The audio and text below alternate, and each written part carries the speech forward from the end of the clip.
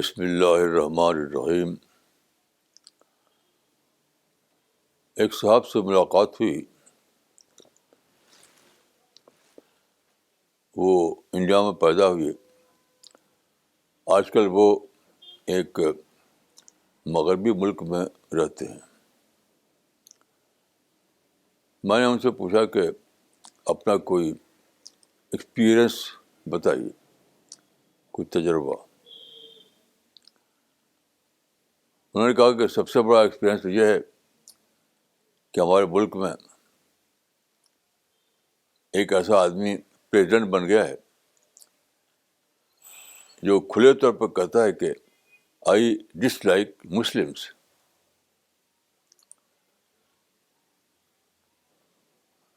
تو میں نے کہا کہ آپ کیا اس کو پرابلم سمجھتے ہیں؟ میں نے کہا ضرور. انہوں نے کہا کہ ضرور. میں نے کہا کہ آپ قرآن حدیث کو دیکھیے. قرآن کے مطابق یہ کوئی پرابلم نہیں ہے, کچھ بھی نہیں. اس لیے کہ اللہ تعالیٰ نے جب آدم کو پیدا کیا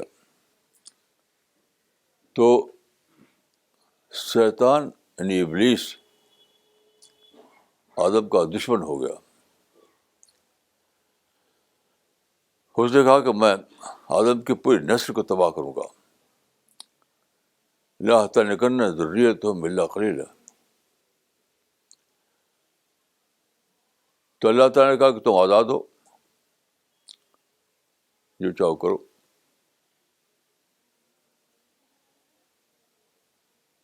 تو آپ دیکھیے ہسٹری کیا بتاتی ہے. ہسٹری بتاتی ہے کہ اگرچہ شیطان یعنی ابلیس آزاد ہوئے, وہ انسان کو برابر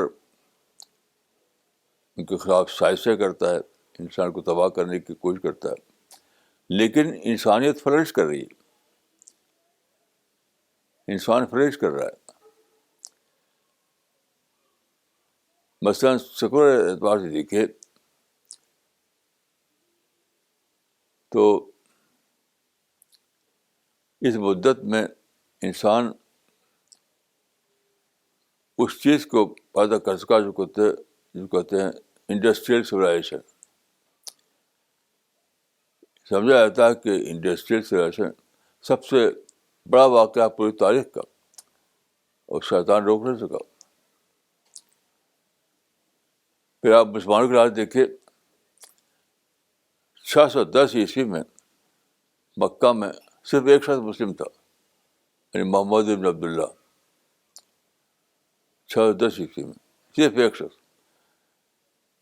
آج مسلمان ساری دنیا میں 1 بلین سے زیادہ ہے. ہر ملک میں وہ موجود ہیں. ہر ملک میں ان کی مسجدیں ہیں, ان کے مدرسے ہیں, ان کے ادارے ہیں. ہر ملک میں اسلامی لٹریچر پھیل رہا ہے. ہر ملک میں روزانہ کچھ نہ کچھ لوگ اسلام میں داخل ہوتے رہتے ہیں.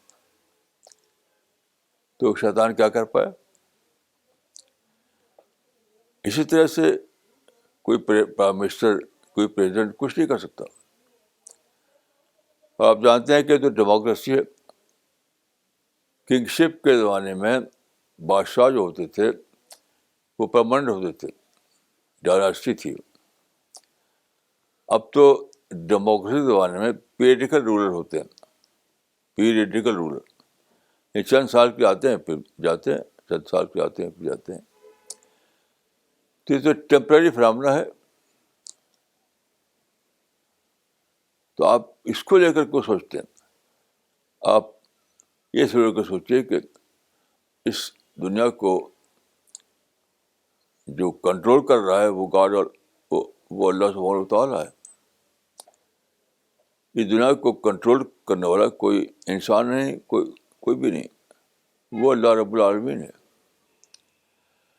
اور رب العالمین کا یہ فیصلہ ہے کہ ہر انسان کو یکساں موقع دیا جائے, یکساں موقع.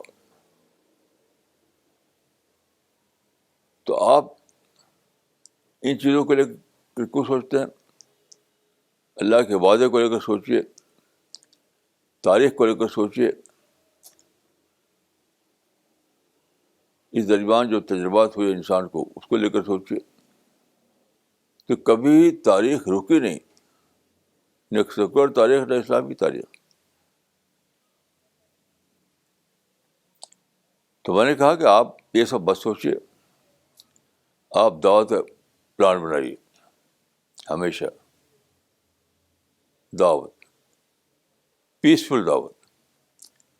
آپ صرف ایک چیز سے بچیے، نفرت اور تشدد، یہ بات کیجیے.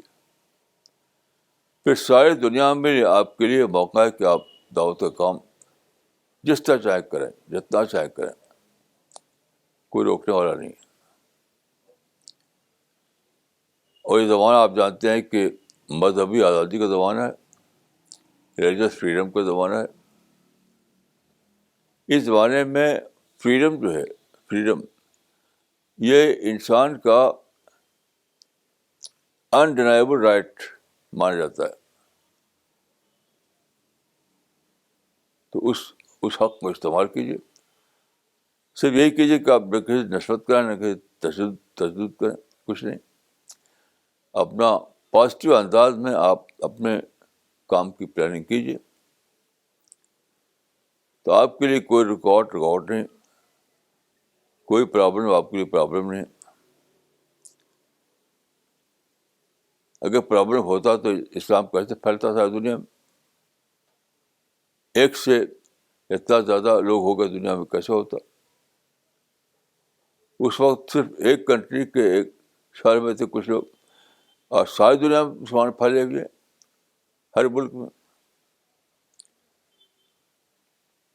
دنیا میں 195 ملک ہیں، اور ہر ملک میں مسلمان ہیں. بہت عجیب بات ہے. تو دیکھیے، اس طرح سوچنا، نیگیٹو تھنکنگ اور دشمن سازش، اس طرح سوچنا، یہ اللہ رب العالمین کے پلان کے خلاف ہے، یعنی کریشن پلان کے خلاف ہے. یہ کوئی کسی کو کچھ نہیں کر سکتا، کچھ بھی چاہے، کچھ بھی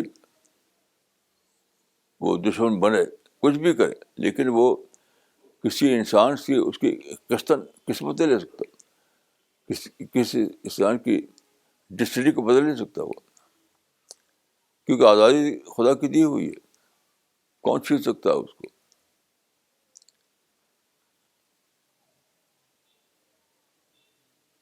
تو ہمارا جو یعنی مسلمان ہونے کی حیثیت سے ہمارا طریقہ ہونا چاہیے کہ وہ کہ ہم اس باتوں اوپر اٹھ کر سوچیں، اس کے نگیٹو واقعات سے اوپر اٹھ کر سوچیں.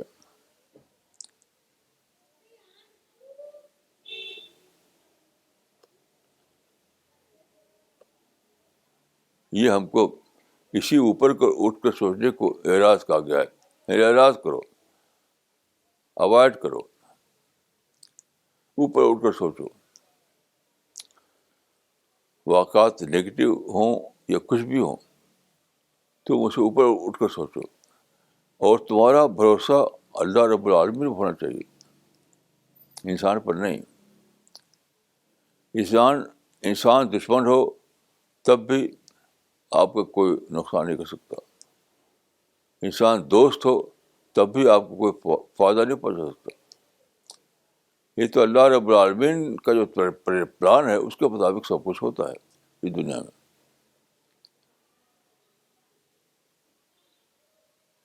یہ حدیث میں ہے کہ کوئی تم کو نہ تو نقصان پہنچا سکتا، نہ کوئی نفع پہنچا سکتا. یہ سارا اللہ کا فیصلہ ہوتا ہے. تو آپ ان باتوں کو لے کر سوچیے اور ہمیشہ پازیٹیو رہیے، ہمیشہ اپنی امید کو باقی رکھیے. السلام علیکم ورحمۃ اللہ.